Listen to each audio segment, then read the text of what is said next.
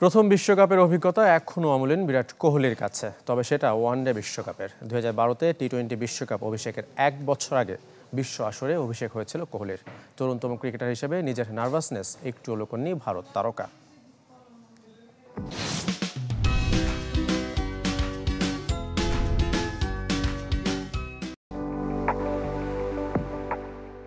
যতই নিরাপত্তার ঝুঁকি থাক, নাসাউ কাউন্টি ক্রিকেট স্টেডিয়ামকে ঘিরে আগ্রহের কমতি নেই নিউ ইয়র্কবাসীর, বিশেষ করে উপমহাদেশের ক্রিকেট প্রেমীদের।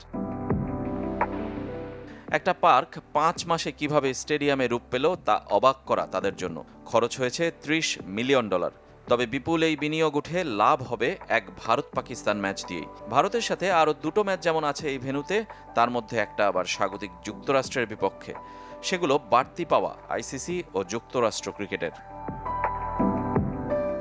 আমেরিকায় অন্তত ভারতকে ঘিরেই আলোচনা বেশি। দেরিতে হলেও দলের সাথে যোগ দিয়েছেন রিজার্ভ ক্রিকেটার রিঙ্কু সিং। কুলদীপ যাদব ও রবীন্দ্র জাদেজার সাথে সেলফি তুলেছেন। বিশ্বকাপের মূল স্কোয়াডে যার না থাকা নিয়ে সমালোচনা সবচেয়ে বেশি ছিল। তবে বিরাট কোহলি এখনও যোগ দেননি। স্টার স্পোর্টসকে জানিয়েছেন তার প্রথম বিশ্বকাপ অভিজ্ঞতা, সেটা অবশ্য ওয়ানডে ফরম্যাটে, 2011 আসরে বাংলাদেশের মাটিতে।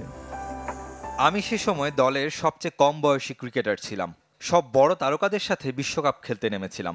মিথ্যা বলবো না, আমি নার্ভাস ছিলাম। বিশ্বকাপের প্রথম ম্যাচ খেলার যে রোমাঞ্চ তা আমি অনুভব করতে পেরেছিলাম। সেই ম্যাচে 83 বলে 100 রানে অপরাজিত ছিলেন কোহলি। তবে তার টি-20 বিশ্বকাপ অভিষেক হয়েছিল 2012-তে।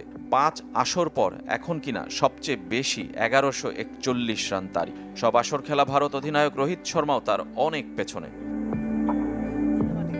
ভারতকে ঘিরে প্রচারণাও তুঙ্গে।